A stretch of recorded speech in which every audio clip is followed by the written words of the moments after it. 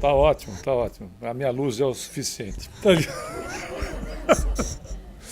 Na realidade, dizem que pretensão não faz mal para ninguém, né?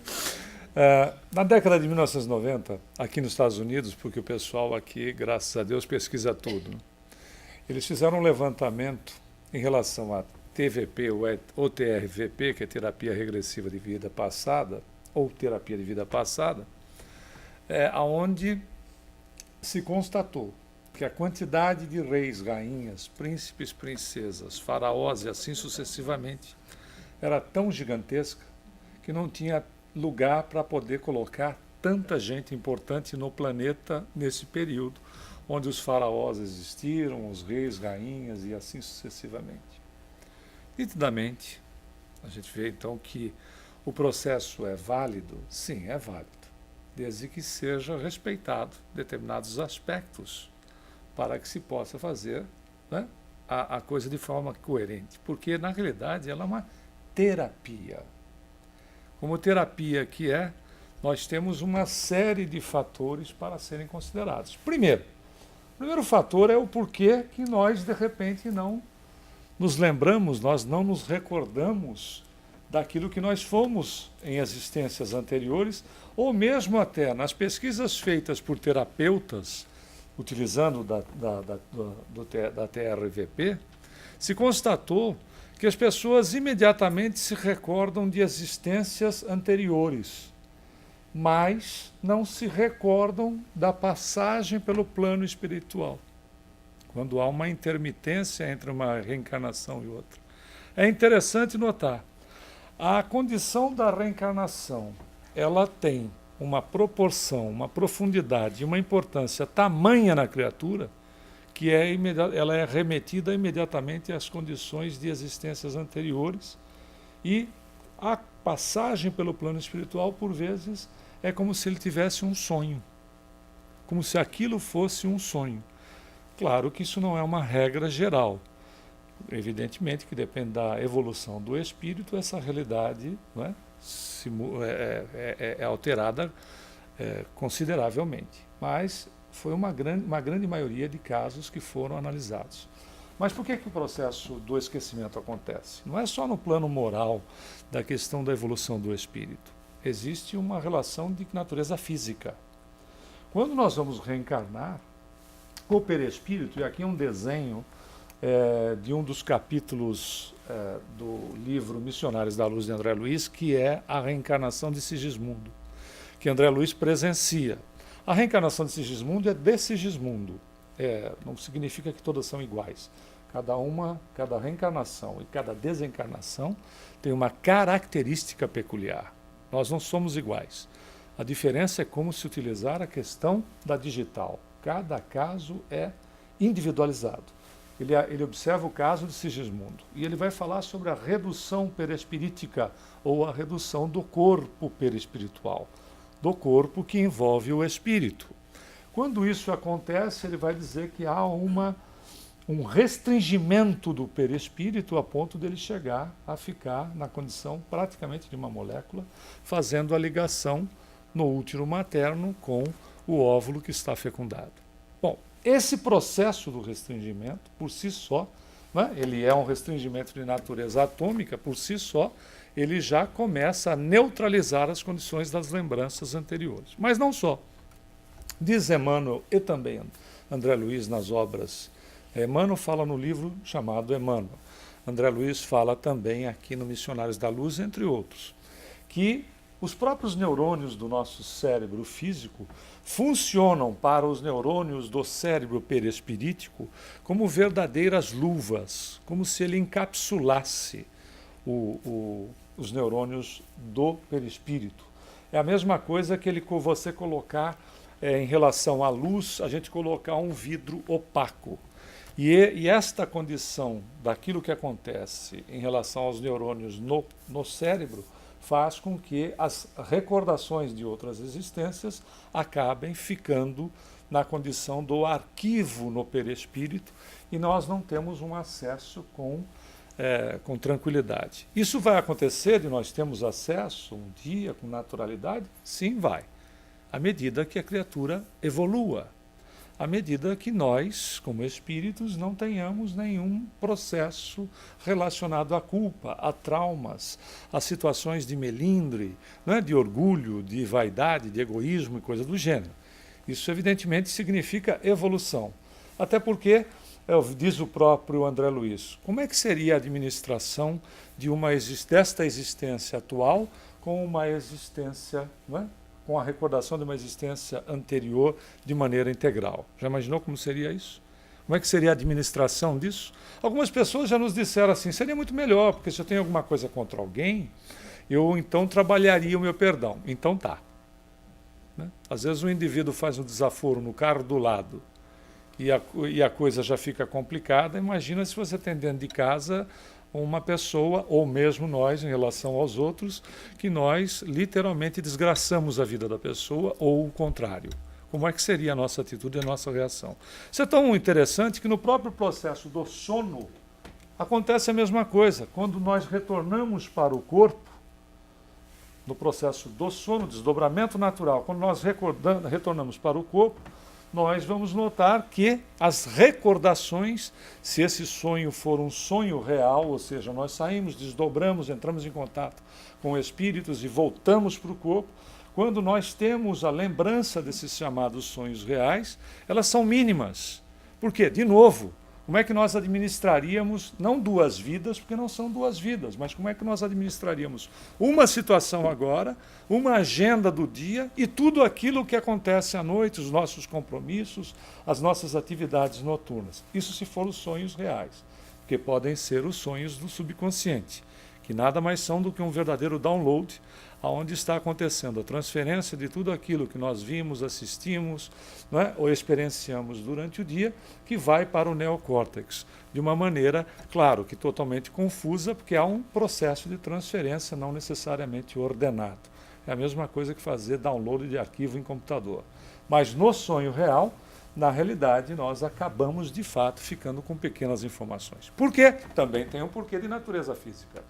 O perispírito, quando nós saímos do corpo no processo do sono, então não precisa desencarnar para, não é? Nós podemos constatar isso em nós mesmos. Quando nós saímos do corpo e observamos situações, ou seja, a realidade do plano do espírito, da outra dimensão, nós acabamos captando com que cérebro essa informação? Com o cérebro perispiritual. Quando nós voltamos, que está localizado no organismo físico, não tem esse registro, não é verdade? E é claro, com essa relação que nós fizemos até utilizando do vidro opaco, o registro que vai para ele é exatamente o mínimo, o que nos preserva, né, também desta condição que a gente acabou de dizer. Foi na década de 70 e 80 que esses aspectos, né, por incrível que pareça, eu cheguei a usar este tipo de roupa, né? Que coisa impressionante. Não era cor-de-rosa a calça, mas era esse estilo. Não, a calça não era cor-de-rosa, não. Mas era a boca de sino. Mas você, jovenzinha dos anos 70, usou essas roupinhas aqui, ou dos anos 80. Mas o fato foi nessa década, que a gente não veio aqui para falar de moda, mas foi nessa década que também não foi moda, que surgiram os primeiros estudos de analistas, né, de psicoterapeutas que começaram, em fazendo as suas sessões, percebiam que utilizasse da hipnose, que era conhecido na época de Kardec como sonambulismo, percebiam que seus pacientes começavam a relatar situações, ocorrências de outras existências.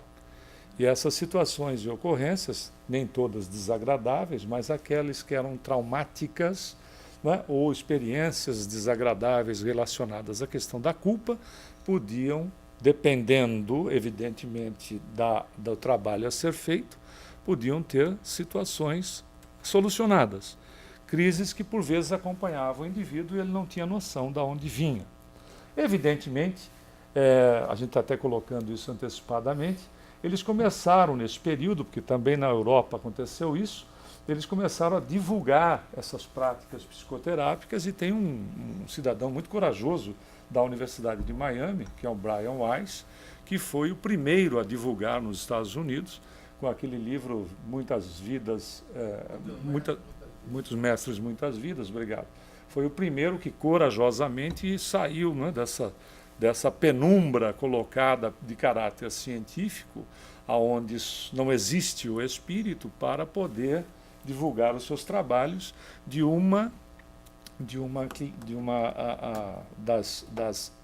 das pessoas atendidas por ele, era uma moça, que ele foi fazendo uma regressão de memória até o útero, e do útero em diante ela começou a falar a respeito de uma outra existência. Ele tem vários livros publicados, mas foi o cidadão primeiro mais corajoso que teve em publicar esse tipo de assunto, podendo na época até ter a sua reputação colocada em jogo. Mas na realidade foi quando se começa a utilizar a hipnose, que Kardec, como já dissemos, se utiliza no Livro dos Espíritos, no Livro dos Médiuns, com a terminologia de sonambulismo, o que é a mesma coisa. E quando Kardec vai se referir à utilização do magnetismo, na verdade, este termo mais moderno ficou como indução hipnótica. Espero que a gente não hipnotize ninguém, que não durma até o final da palestra. Mas o fato é que esses pacientes, então, relatavam experiências de vida passada. Até porque, pessoal, está tudo em nós. Tudo está contido em nós, né? Nas dimensões da nossa consciência. Como é que funciona a gente nesta encarnação e na relação das outras? Nós temos o consciente da vida atual. Esse consciente da vida atual, mais ou menos comparando, é um registrador de informações que joga para o subconsciente, que é o banco de memória da vida atual. Mas nós não somos só isso. Nós temos o chamado subconsciente profundo, que é aqui onde estão as memórias das encarnações passadas. Tudo está registrado em nós. E também não é limitado a isso a criatura, não é passado, presente e ponto. É passado, presente e futuro, que é o superconsciente ou as potencialidades psíquicas superiores. Mas tudo isto diz respeito a uma única criatura e à interatividade. Aquilo que a gente joga para cá, vai para cá, consistir, né, vai fazer parte desse banco de memória, e o que está aqui também pode subir.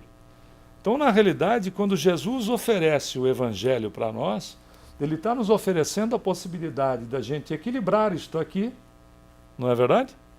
Acionando este item aqui em cima. Não é fato? Acionando as nossas potencialidades psíquicas superiores para exatamente trabalhar aquilo que nós temos e que vai subir, e que, se a gente não fizer nada, veja como a educação faz um papel importante. A educação da criança faz um papel importante.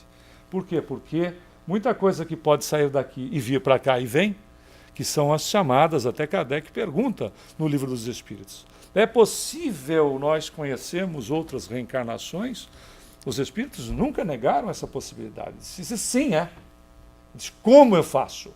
Disse, basta que você analise as suas tendências. O que são, da onde vêm as tendências? Onde estão registradas? Aqui. Elas sobem? Sim.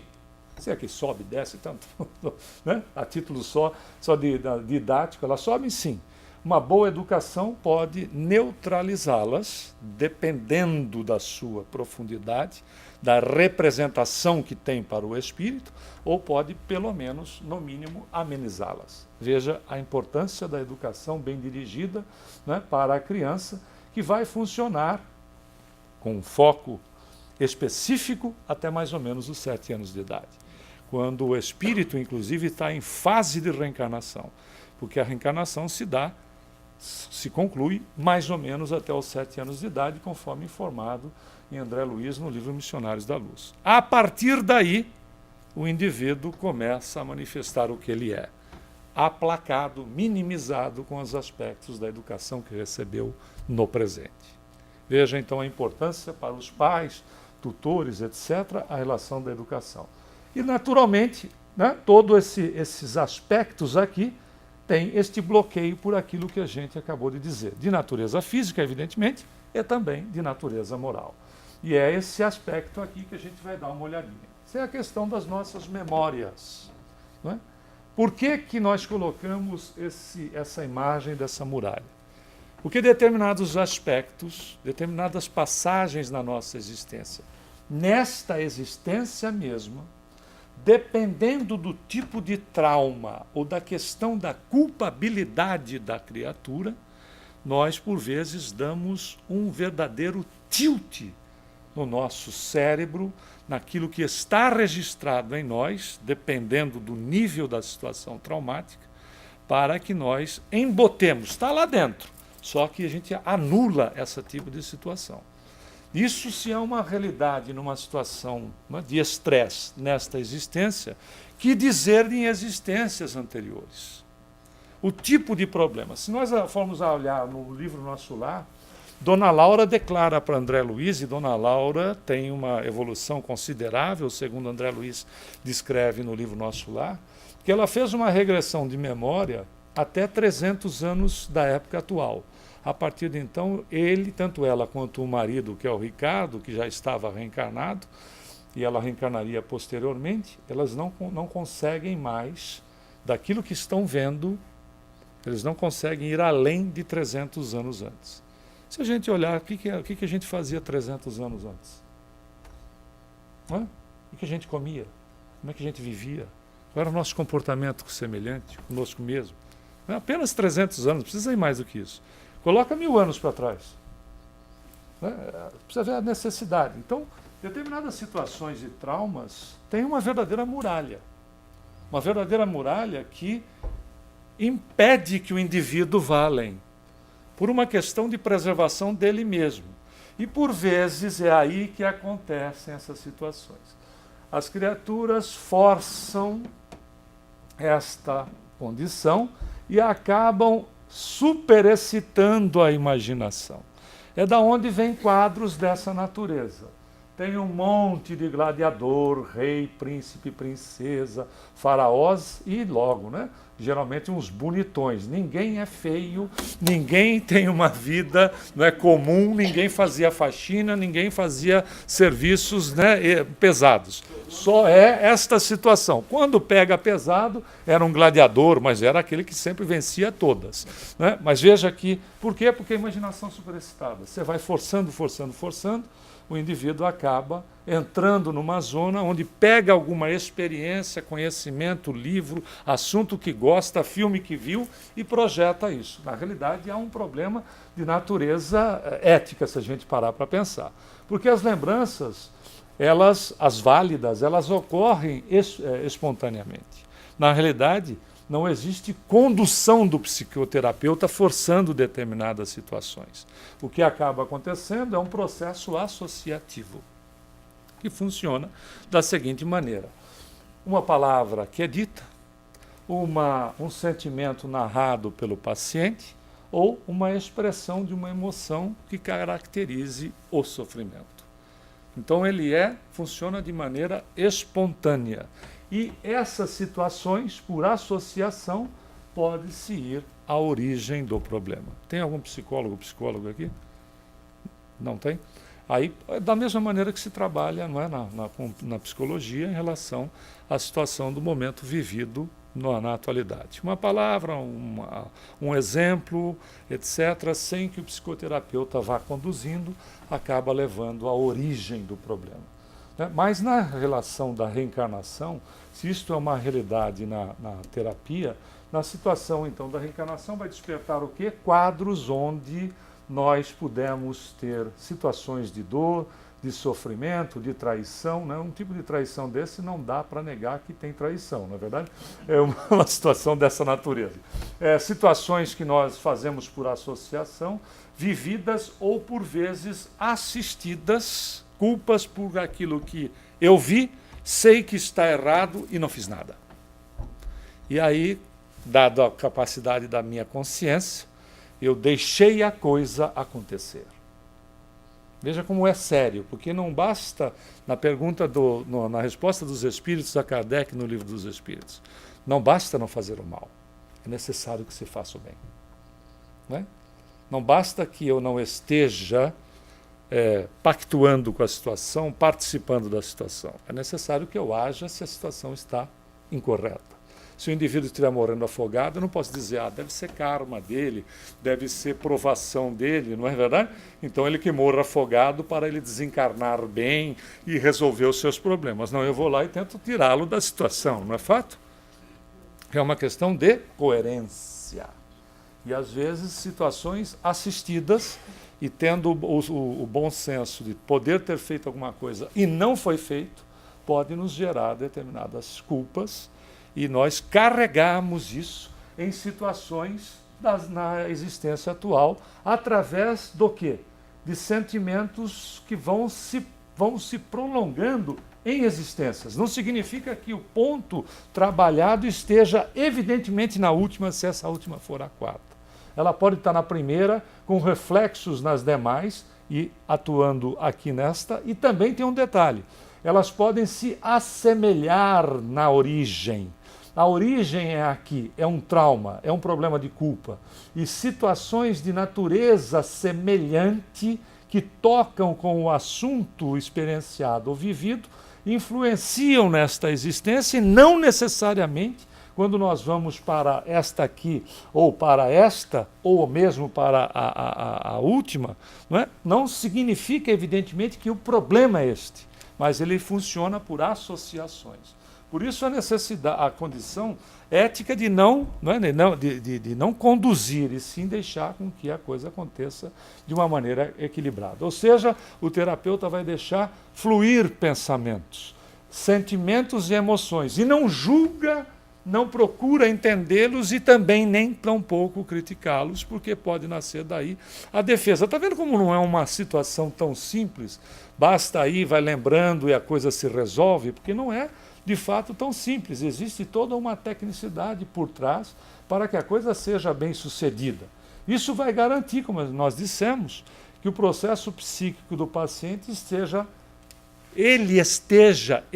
o paciente e sua situação esteja norteando o processo, não as ideias preconcebidas do psicoterapeuta, que pode influenciar de maneira negativa em relação àquilo que o paciente esteja vivenciando ou por lembrança de existências anteriores. E isso é que acaba gerando problemas com regressão mal conduzida. O que fazer com esse material? Nós tivemos possibilidade de estudar um dos casos, entre tantos, mas esse nos chamou bastante atenção. A moça tinha um problema de síndrome de pânico e ela não suportava em ficar em lugares fechados sozinha. Então ela não conseguia entrar num elevador sozinha. Se ela tivesse que subir 30 andares, ela subiria pela escada, do que entrar num elevador sozinho. Muito bem. O cidadão fez uma indução a um processo e ela se descobriu, no desespero, durante a sessão, que ela havia sido enterrada viva. Bom, o cidadão, quando surge a informação, a situação como um todo ocorre, ele não sabia o que fazer, e a moça sai da sessão com esse tipo de problema. Então ela ficou com, em vez de um, tinha dois. Porque imediatamente ela acabou criando em si mesma uma crise asmática. Então ela passou de um problema que ela tinha, verdadeiro pânico, para entrar em lugares fechados de tamanho reduzido. Ela recorda da situação, faz a ligação do porquê, mas não se trabalha de forma conveniente, aliás, nem se trabalha, e ela desenvolve imediatamente uma crise asmática.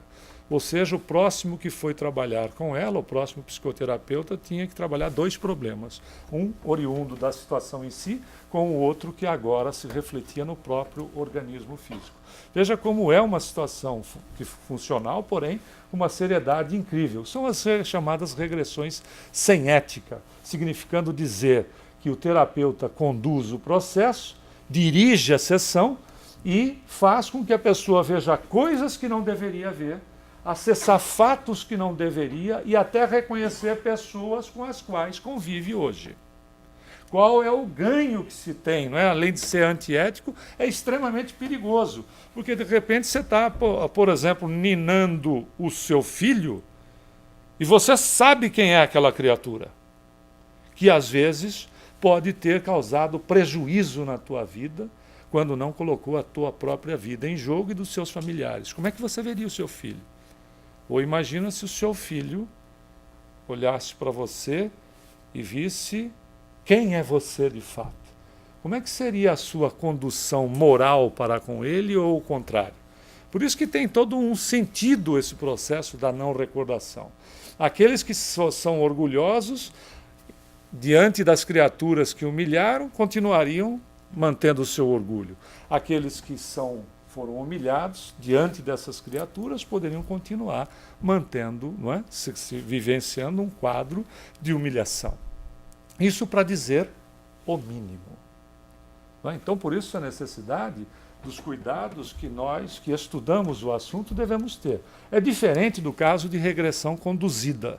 As regressões conduzidas, não é, por hipnose, na psicologia forense, na verdade tem um foco único, que é, por exemplo, pegar um retrato falado de criaturas que, de repente, cometeram um crime e são identificadas e, através da hipnose, da indução hipnótica, se dirige efetivamente para aquele quadro. Não existe nenhuma relação com outra situação, se não seja a experiência recentemente vivida, e aí se usa de técnica diretiva. Você dirige o paciente para aquela situação específica, sem causar-lhe nenhum tipo de transtorno ou aborrecimento. No caso de técnicas não diretivas, que é a que a gente vem falando até agora, nós induziremos o paciente a ampliar a consciência. Quem falou isso? Kardec, no Livro dos Espíritos, no livro 2º, no capítulo 8º, ele vai tratar da emancipação da alma, ou seja, a alma, o espírito se emancipa. Na questão, inclusive, de número 455, quando ele descreve o que ocorre com o sujeito em estado hipnótico, conhecido como sonambúlico, na definição, como já dissemos, do seu tempo. Ou seja, quais então as diferenças de psicologia tradicional e transpessoal? A psicologia tradicional entende o indivíduo num único departamento, ou seja, tudo diz respeito a essa existência. A transpessoal entende, aceita e trabalha com a reencarnação e vê então a vida não departamentalizada. A vida é uma só, as diversas existências não são departamentos desta vida. São mera passagens onde houve uma simples substituição de roupagem. A vida é uma só, reencarnação são várias. A mesma existência, as estações vão se modificando, a gente muda de roupa, não é? Utiliza uma roupa adequada, a não ser que more na Flórida, aqui na parte de baixo, evidentemente, que usa sempre a mesma. Mas a mesma que eu digo assim, né? Uma roupa, veja, nós estamos no inverno, olha que beleza de inverno que a gente tem, né? A gente sai na rua, né, de bermuda e camiseta, esse é o inverno. Se subir um pouquinho mais, vai experienciar o maior inverno dos últimos 118 anos. Né? Tanto é que Chicago está sendo chamado de Sibéria, que é uma mistura de Chicago com Sibéria. Aí você imagina as diferenças. Mas aqui, utilizando esse exemplo, você tem a mesma condição, uma existência mudando a vestimenta. Ou seja, a vida é uma só, não é departamento, né? Não é uma coisa que é estanque aqui para ter uma outra que não tenha ligação nenhuma com aquela que é precedente. Livre-arbítrio que vai ser utilizado gerando as consequências. Esse é o ponto. O livre-arbítrio é exatamente aquele que pode ampliar a capacidade do espírito, da sua manifestação, ou literalmente o boicota nele mesmo. Veja, não é castigo divino, é absolutamente nada. Até porque castigo, quando a gente diz que é castigo, nada mais é do que um desafio que o espírito faz a si próprio. É aquela prova que ele pede para se submeter e verificar o quanto ele suporta a situação que ele pede para si mesmo. Até porque nós nos desenvolvemos pela nossa vontade, né? Através da utilização do livre-arbítrio. É tudo, na questão da existência nossa, uma questão de DNA. Se a gente for falar com qualquer biólogo ou bióloga desse planeta e perguntar para eles quem vai vencer o problema da situação do planeta, quem vai vencer essa guerra, se é nós ou a natureza, a gente já sabe que perdeu. Não é verdade? Porque o planeta existia antes da gente e pode continuar existindo sem a gente. Significa dizer que a natureza vai preponderar. O que significa isso? Pode não ser nos mesmos moldes que nós conhecemos, mas ela vai preponderar. Né? E se a gente estiver no caminho, a vida é dura. Em relação à questão do espírito e do DNA de natureza divina, é a mesma coisa. O nosso DNA divino vai preponderar. Nós temos, em essência, tudo aquilo que às vezes a gente admira em criaturas que dão a sua vida pelo semelhante. Por mais que a gente insista, a nossa natureza vai preponderar. Significa que existe uma fatalidade nas leis divinas. Sabe qual é? Você vai ser bom. Ah, mas eu não quero, não importa. Mas vai ser. Quanto tempo vai demorar isso? Não importa. Por quê? Porque é uma questão de DNA. A gente não vai conseguir vencer a nossa própria natureza, que é a natureza de origem divina. Quem disse isso? O Espiritismo? Não, Jesus, há mais de 2000 anos, quando ele se referiu a nós como deuses, que poderíamos fazer aquilo que ele fazia e muito mais. Ele não podia usar a terminologia que a gente usa hoje. É uma questão de DNA. Imagina Jesus dizendo isso. O pessoal ia olhar para ele e dizer assim, meu Deus do céu, né? Da onde vem esta criatura? Né? Veja, era uma questão normal, não é verdade? A gente não consegue ir contra a nossa própria natureza. Até porque foi Orígenes, né, um dos grandes pais da Igreja, que viveu entre 185 e 253 depois de Cristo, naturalmente, que disse que se a reencarnação não existisse, Deus seria injusto. Completamente verdade. E esta condição que nós falávamos significa dizer o seguinte: para a nossa existência, a gente sai do departamento e somos nós mesmos, não é, ligados, oriundos daquilo que nós fomos e fizemos. Na pergunta 392 e 393 do Livro dos Espíritos, os Espíritos nos ensinam: intuímos o passado no bem ou no mal? Veja, intuímos, tem por intuição, intuo, que vem de dentro, né? E ele se manifesta em nossas tendências. Lembram-se de quando a gente falou, dá para saber o que eu fui no passado? Dá.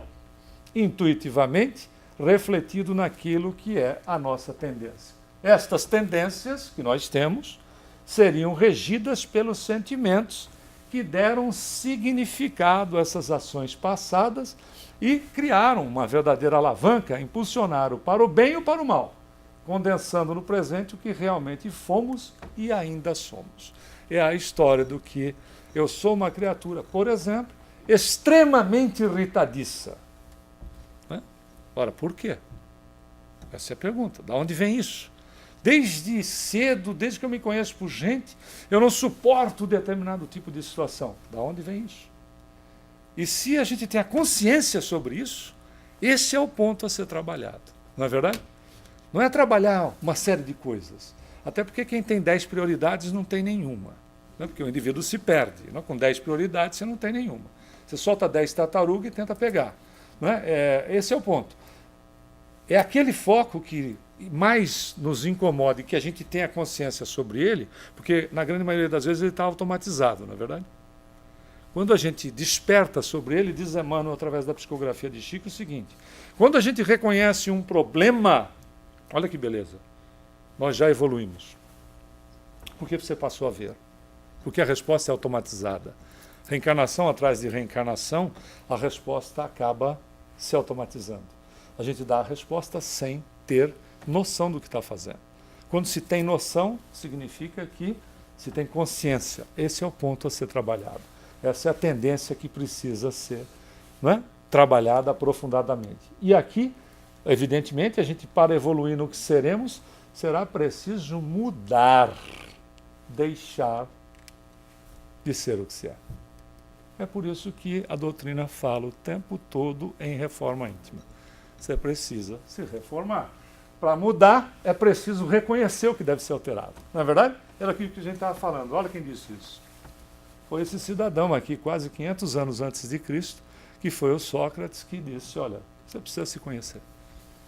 Você, procurando se conhecer, e dá para se conhecer de várias maneiras. Em contato com o semelhante, é uma maneira, analisando a si próprio, ou prestando atenção né, naquelas ações ou nos pensamentos que acabam surgindo no momento que a gente vê determinadas coisas. Significa dizer o seguinte: a gente precisa prestar atenção em nós mesmos. Não é? A gente se conhece prestando atenção em nós mesmos. Seja de que maneira for, que ponte que a gente estivesse utilizando. Mas tem razão o Sócrates em dizer isso. No capítulo 8º do Livro dos Espíritos, ele ainda diz o seguinte: alcançando o fim marcado pela providência, ou seja, para a nossa vida na espiritualidade, nós, como espíritos, escolhemos as provas às quais nós queremos nos submeter para acelerar o nosso adiantamento, significando que o gênero de existência que acredita ser o mais apropriado para nos fornecer esses meios e cujas provas que a gente vai passar estão sempre em relação com as faltas que se deve expiar. Se a gente triunfar, se eleva. Se fracassa, não existe castigo. A gente recomeça. Essa é a justiça divina. Né? Para cada ação, uma reação que seja correspondente. O espírito vai sempre desfrutar do seu livre-arbítrio.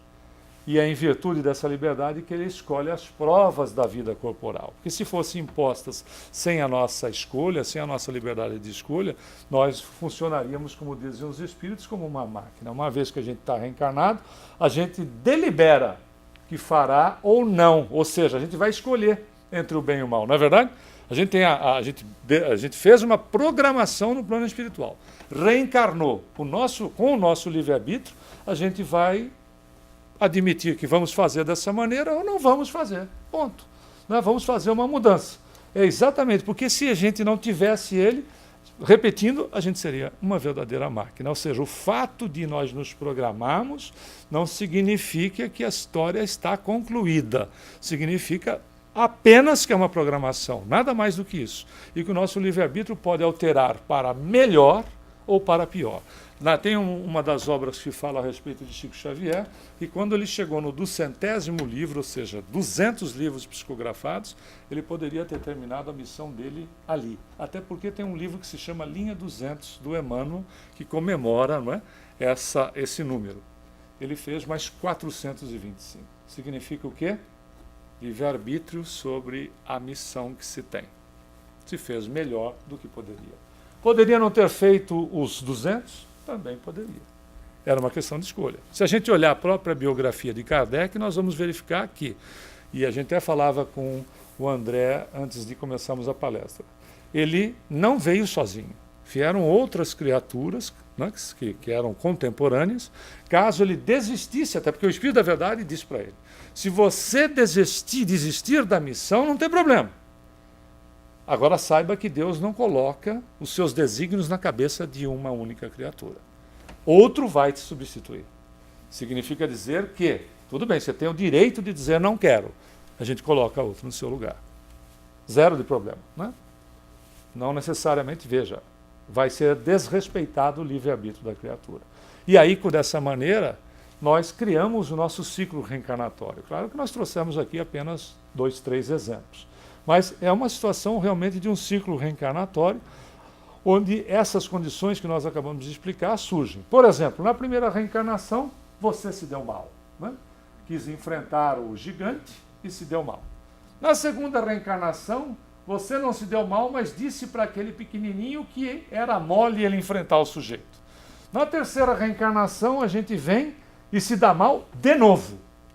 O que está acontecendo em relação a essas questões desses traumas ou culpa em relação à condição do processo ocasionando a dor?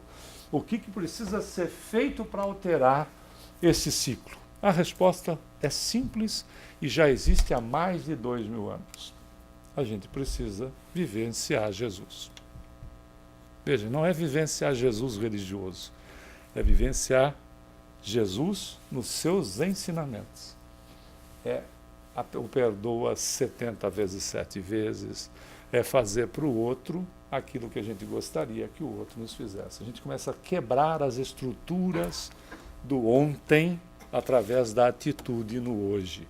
A gente começa a mudar as estruturas da criatura velha, refrigerando com o Evangelho e se tornando uma criatura nova. Até porque, se o passado já foi e agora é subjetivo, o futuro também é subjetivo, o importante é investir no presente. Investir no presente de que maneira? Não sendo descuidado com a questão de não ser previdente em relação ao futuro. Claro que não. Mas investir no presente, porque aquilo que a gente estiver fazendo no presente vai ser o desdobramento do nosso futuro. Então, a lição de Jesus é clara. Nós trabalharmos a questão do perdão, trabalharmos a questão positiva do ser, vai fazer com que o nosso futuro seja mais positivo. Muita paz a todos.